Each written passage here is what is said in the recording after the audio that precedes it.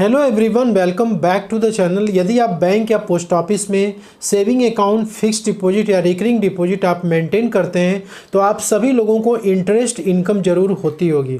Bank saving account पे usually आपको साल में 3 से 4% का इंटरेस्ट पे करते हैं। वो भी आपको क्वार्टरली बेसिस पे किया जाता है। यदि आपके सेविंग अकाउंट में 3 महीने में जो भी बैलेंस होता है उस पर बैंक आपको इंटरेस्ट पे करता है। ऐसे में जो है ये सेविंग अकाउंट पे या फिक्स्ड डिपॉजिट पे आपको जो भी इंटरेस्ट मिलता है उस पे इनकम टैक्स या टीडीएस के क्या रूल हैं, काफ़ी सारे लोगों को इसके बारे में पता नहीं होता है। तो इस वीडियो में हम सेविंग अकाउंट या फिक्स्ड डिपॉजिट या फिर रिकरिंग डिपॉजिट पे जो भी आपको इंटरेस्ट इनकम होती है उस पर किस प्रकार के इनकम टैक्स लगता है, किस प्रकार से टीडीएस कटता है, उसके बारे में डिस्कस करने वाले हैं। तो दोस्तों, अभी तक का जो रूल है कि यदि आपको बैंक सेविंग अकाउंट पे इंटरेस्ट पे करता था तो उसमें सरकार आपको कुछ छूट देती थी। तो यदि आप बैंक में या पोस्ट ऑफिस में सेविंग अकाउंट अपना मेंटेन करते हैं और यदि मान लीजिए कि आपने 2 लाख रुपए उसमें डिपॉजिट कर रखा है और 4% के रेट से आपको इंटरेस्ट मिला 8,000 रुपये, तो गवर्नमेंट आपको 8,000 रुपये पे कोई भी टैक्स नहीं लेगी, क्योंकि अभी तक 10,000 रुपये की एक लिमिट रखी गई थी जिसपे कि आपको सेविंग अकाउंट के इंटरेस्ट पे कोई भी टैक्स नहीं देना होता था। ठीक है, लेकिन अब 2024 में ये जो लिमिट है 10,000 रुपये की, इसमें काफ़ी बदलाव किए गए हैं। सेविंग अकाउंट का जो इंटरेस्ट का रूल है उसमें बदलाव किया गया है। तो उस रूल को यदि आप समझना चाहते हैं या फिर एफडी पे जो इंटरेस्ट मिलता है उसके टीडीएस के रूल को आप समझना चाहते हैं तो वीडियो को कृपया ध्यानपूर्वक देखिएगा, आपको एक एक चीज़ अच्छे से क्लियर होता चला जाएगा। तो वीडियो में आगे बढ़ने से पहले आप सभी से रिक्वेस्ट है कि द मौर्य एफडी क्लासेस को आप सब्सक्राइब कर लें और बेल आइकन को प्रेस कर लें ताकि आपको ऐसे ही इंफॉर्मेटिव कंटेंट इस चैनल पे मिलती रहे। तो सेविंग अकाउंट और फिक्स्ड डिपॉजिट पे जो भी आपको इंटरेस्ट मिलता है उस पे इनकम टैक्स के क्या रूल्स हैं, टीडीएस के क्या रूल्स हैं, उससे रिलेटेड आज 5 पॉइंट हम डिस्कस करेंगे। सबसे पहले तो हम बात करेंगे कि टैक्स और टीडीएस में क्या डिफरेंस होता है। बहुत सारे लोग इसके बारे में जानते हैं, लेकिन जो लोग नहीं जानते हैं उनको ये चीज़ यदि पता हो जाएगा तो वो अपनी आईटीआर में सही तरीके से इनकम को डिक्लेयर कर पाएंगे और अपनी आईटीआर को फाइल कर पाएंगे। उसके बाद दूसरी बात रहेगी कि यदि आपको इंटरेस्ट इनकम होती है तो आपको कब टैक्स और कब टीडीएस आपको पे करना पड़ता है, और इसके बाद सेविंग अकाउंट या फिर एफडी इंटरेस्ट पे आपको कितना टैक्स और कितना टीडीएस पे करना पड़ता है, इसके बारे में भी बात करेंगे। इसके बाद यदि आपको टैक्स कैलकुलेट करना है तो आप ऑनलाइन कैसे टैक्स कैलकुलेट कर सकते हैं। फिक्स्ड डिपॉजिट पे जो भी इंटरेस्ट इनकम हो रही है, यदि आप चाहते हैं कि उस पर टीडीएस ना कटे तो आपको फॉर्म 15G कब तक सबमिट करना होता है, इन सारी बातों को इस वीडियो में हम कवर करेंगे। तो सबसे पहले तो हम बात करेंगे कि difference in tax and TDS. दोस्तों, इनकम टैक्स और टीडीएस को समझने के लिए यहाँ पर एक एग्जांपल हम लेते हैं। इंडिया में आपको जिस भी सोर्सेस से इनकम हो रही है, जैसे आपको सैलरी से, हाउस प्रॉपर्टी से, कैपिटल गेन से, बिजनेस प्रोफेशन से या अदर सोर्सेस की इनकम जिसमें कि फिक्स्ड डिपॉजिट का इंटरेस्ट, डिविडेंड की इनकम, सेविंग अकाउंट के इंटरेस्ट, ये सभी अदर सोर्सेस की इनकम में आते हैं। तो आपको जिस भी सोर्सेस से इनकम हो रही है उस पे आपको इनकम टैक्स कब पे करना पड़ता है ये डिपेंड करेगा कि आपकी इनकम कितनी है। तो इनकम टैक्स में यदि आप न्यू टैक्स रिजिम में अपनी आईटीआर को भरते हैं तो गवर्नमेंट को आपको अपनी इनकम तभी रिपोर्ट करनी पड़ेगी जब आपकी इनकम साल भर में 2.5 लाख के ऊपर क्रॉस करती है। वहीं पे यदि आप न्यू टैक्स रेजिम में अपनी आईटीआर को भरते हैं तो आपको तभी रिपोर्ट करना पड़ेगा जब आपकी टोटल इनकम 3 लाख के ऊपर क्रॉस करती है। तो 2.5 लाख और 3 लाख के ऊपर जैसे ही आपका इनकम क्रॉस करेगा आपको आईटीआर फाइल करना क्या हो जाएगा, मैंडेटरी हो जाएगा। अब यहाँ पे जब आईटीआर फाइल करना मैंडेटरी हो जाएगा तो क्या हमको इनकम टैक्स भी देना पड़ेगा सरकार को? तो ये डिपेंड करेगा कि आपकी इनकम यदि 5 लाख रुपये तक है ओल्ड टैक्स रेजिम में तो आपको टैक्स क्या देना पड़ेगा, 0 देना पड़ेगा। क्यों देना पड़ेगा? क्योंकि यहाँ पे आपको रिबेट मिल जाता है। वहीं पे यदि आपका न्यू टैक्स रेजिम में यदि आप अपनी आईटीआर को भरते हो और अपनी इनकम को रिपोर्ट करते हो तो उस केस में 7 लाख रुपए तक के इनकम पे आपको कोई भी टैक्स नहीं देना है। मतलब कि यहाँ भी रिबेट आपको 25,000 रुपये तक का मिल जाता है। तो आई होप कि आपको इनकम टैक्स का कॉन्सेप्ट क्लियर हो गया हो कि जो भी इनकम आप कमाते हो उस पर आपको सरकार को रिपोर्ट करना पड़ता है, फिर उस पर जो टैक्स बनता है आपको पे करना पड़ता है, और वो डिपेंड करेगा कि मैक्सिमम एग्जेम्पशन लिमिट जो रखी गई है उसके ऊपर यदि इनकम जाएगा तो आपको टैक्स पे करना पड़ेगा। वैसे 5 लाख तक कोई टैक्स नहीं देना है और 7 लाख रुपए तक आपको कोई टैक्स नहीं देना है। जब भी इनकम इसके ऊपर जाएगा, 1 रुपये भी ऊपर जाएगा तो आपको टैक्स देना पड़ेगा।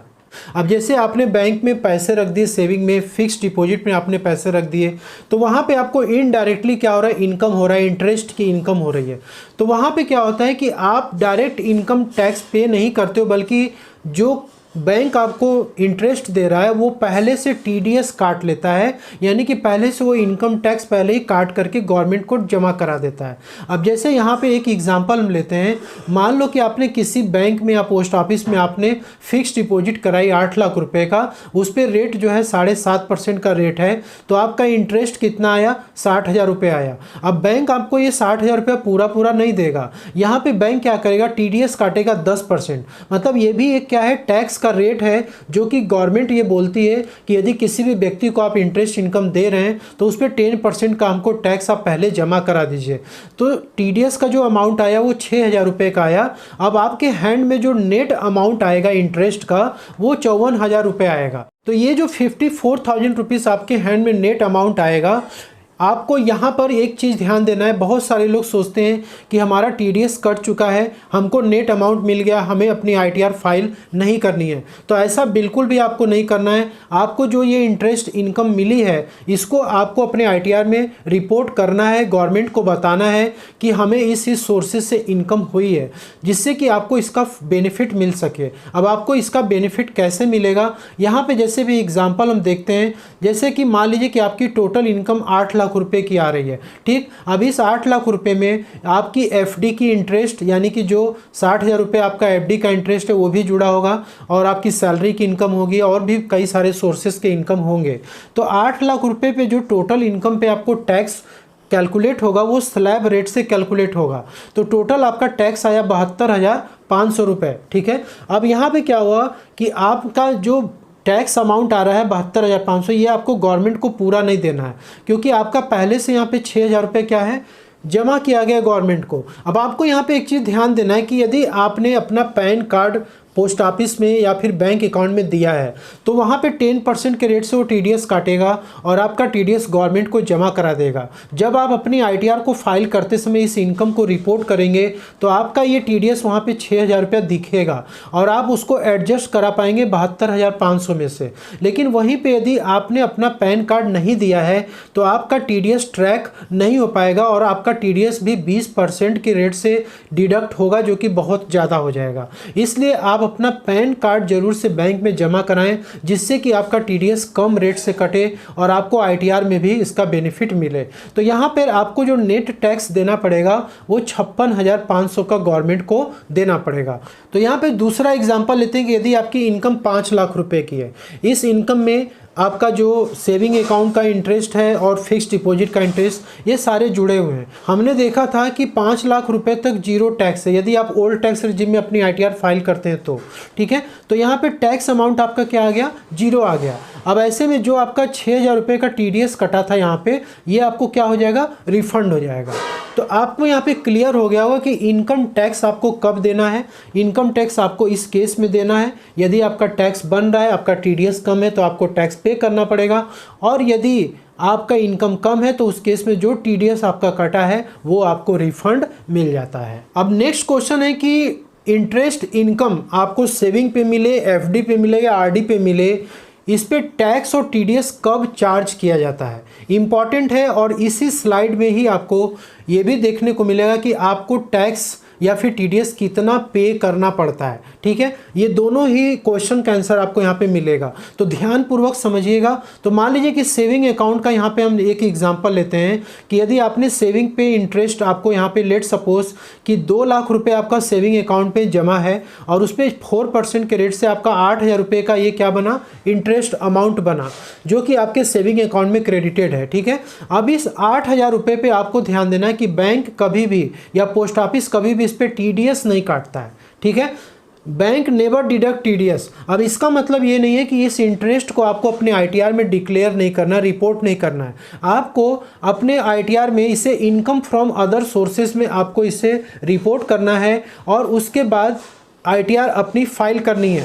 इंटरेस्ट इनकम सेविंग अकाउंट की बहुत लोग अपने आईटीआर में रिपोर्ट नहीं करते हैं, जबकि आपको इनकम टैक्स पोर्टल पे यदि आप चेक करेंगे तो आपके पैन के अगेंस्ट में ये जो इंटरेस्ट होता है ये बैंक रिपोर्ट कर देता है पहले ही। इसलिए आपको अपने आईटीआर में उसे छोड़ना नहीं है बल्कि ले लेना है। अब यहाँ पे क्या होगा, जो इंटरेस्ट इनकम 8,000 रुपये की है इस पे जो टैक्स का पेमेंट होता है वो स्लैब रेट से पेमेंट होता है। लेकिन ये डिपेंड ये करेगा कि आप ओल्ड टैक्स रिजिम में अपनी आईटीआर फाइल करते हैं या न्यू टैक्स रिजिम में आईटीआर फाइल करते हैं। यदि आप ओल्ड टैक्स रिजिम में आईटीआर फाइल करते हैं तो आपको सेक्शन 80 टीटीए में सेविंग बैंक के इंटरेस्ट पे 10,000 रुपये तक का आपको डिडक्शन मिल जाता है।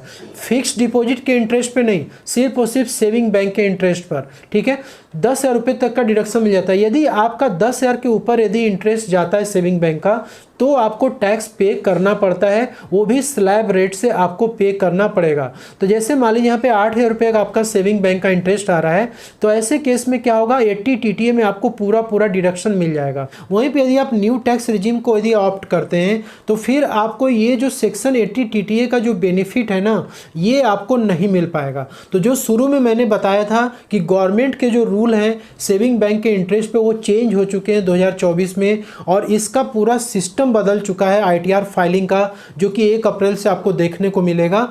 तो वहाँ पे आपको सेविंग बैंक के इंटरेस्ट पे कोई भी डिडक्शन नहीं मिलने वाला है, ठीक है। तो मतलब 8,000 रुपये यदि आपको सेविंग बैंक पे इंटरेस्ट मिल रहा है तो आपको अपनी आईटीआर में उसे इनकम फ्रॉम अदर सोर्सेस में डिक्लेयर करना पड़ेगा और स्लैब रेट से आपको टैक्स का पेमेंट करना पड़ेगा, और वो भी पूरा 8,000 रुपये पे पे करना होगा, क्योंकि यहाँ पे आपको 10,000 की जो बेनिफिट है वो यहाँ पे नहीं मिलेगी। अब आते हैं फिक्स्ड डिपॉजिट या रिकरिंग डिपॉजिट पे। तो इसके लिए एक एग्जांपल लेते हैं। जैसे मान लीजिए कि आपका 3 बैंक में आपने एफडी करा रखा है, जो भी अमाउंट का आपने एफडी करा रखा है, यहाँ पे एक बैंक से आपको एफडी पे 38,000 रुपये का इंटरेस्ट मिल रहा है, दूसरे बैंक से आपको 35,000 रुपये पे मिल रहा है, और इसके बाद तीसरे वाले बैंक से आपको 50,000 रुपये पे एफडी पे इंटरेस्ट आपको मिल रहा है।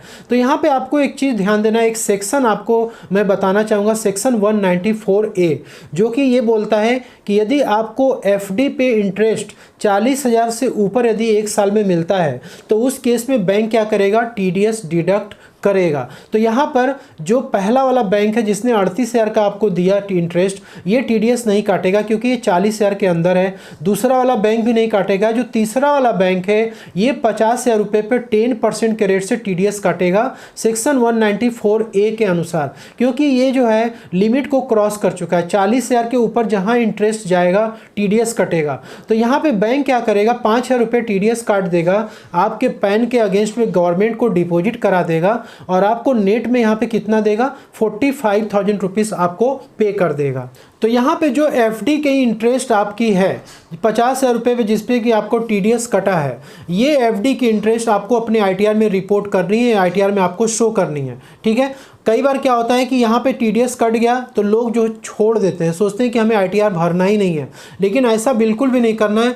आपको सिर्फ एफडी के इंटरेस्ट से ही इनकम नहीं होगी, आपकी सैलरी से इनकम होगी, कैपिटल गेन से हो सकती है, हाउस प्रॉपर्टी की इनकम हो सकती है। तो आपको उन सारे इनकम को ले करके और इसे क्या करना होगा, एफडी की इंटरेस्ट भी उसमें आपको जोड़ देनी है। जोड़ने के बाद उसको आपको रिपोर्ट करना है, और जैसे मैंने बताया था कि आपका जो ये टीडीएस है ये आपका रिफंड भी हो सकता है और आपका ये टैक्स में से एडजस्ट भी हो सकता है। अब जो लोग ये नहीं चाहते हैं कि उनके एफडी इंटरेस्ट पे टीडीएस कटे, क्योंकि बैंक क्या करता है, हर साल आपके फिक्स डिपॉजिट पे जो भी इंटरेस्ट वो क्रेडिट करता है उस पर टीडीएस काट के ही क्रेडिट करता है। तो यदि आप नहीं चाहते हैं कि आपका टीडीएस कटे तो ऐसे केस में आपको बैंक को क्या करना पड़ता है, फॉर्म 15G सबमिट करना पड़ता है। फॉर्म 15G सबमिट करने के लिए भी आपको ये दोनों टैक्स रिजिम ध्यान देना है, ठीक है, क्योंकि इसका भी रूल है। ऐसे नहीं कि कोई भी व्यक्ति फॉर्म 15G को सबमिट करके एफडी के इंटरेस्ट पे टैक्स को सेव कर सकता है, टीडीएस को सेव कर सकता है। तो न्यू टैक्स रिजिम में यदि आपकी इनकम 2.5 लाख रुपये तक है, उसके नीचे है, तो आप क्या करेंगे, बैंक को ये रिपोर्ट करेंगे कि हमारी इनकम 2.5 लाख के नीचे है फॉर्म 15G में, और बैंक क्या करेगा, आपके उस टीडीएस इंटरेस्ट अमाउंट पे टीडीएस नहीं काटेगा। यदि आप न्यू टैक्स रिजिम में आईटीआर को भरते हैं तो आपको उस केस में यदि 3 लाख के नीचे आपकी इनकम जा रही है तो ऐसे केस में आपको फॉर्म 15G फाइल करना है। लेकिन ये फॉर्म आपको कब तक फाइल करना है, वैसे तो इसके लिए कोई ऐसा रूल नहीं है, आप साल में किसी भी समय इसको सबमिट कर सकते हैं। लेकिन यदि आपको इसका असली फ़ायदा लेना है तो आप अप्रैल के फर्स्ट वीक में आप फॉर्म 15G को सबमिट करते हैं तो इसका अच्छा बेनिफिट देखने को मिलता है। बहुत सारे लोगों को कन्फ्यूजन हो जाता है कि यदि हमारी इनकम 5 लाख रुपए तक है तो हम फॉर्म 15G को सबमिट कर सकते हैं। तो ऐसा बिल्कुल भी नहीं है। आपको फॉर्म 15G बेसिक एग्जामिशन लिमिट के नीचे यदि आपकी इनकम है तब आपको सबमिट करनी पड़ती है। तो दोस्तों आई होप कि आपको सेविंग अकाउंट और फिक्स्ड डिपॉजिट के इंटरेस्ट इनकम पे कब TDS पे करना पड़ता है, कितना टैक्स पे करना पड़ता है, ITR में आपको किस तरीके से रिपोर्ट करनी पड़ती है, इन सारी बातों को हमने देखा।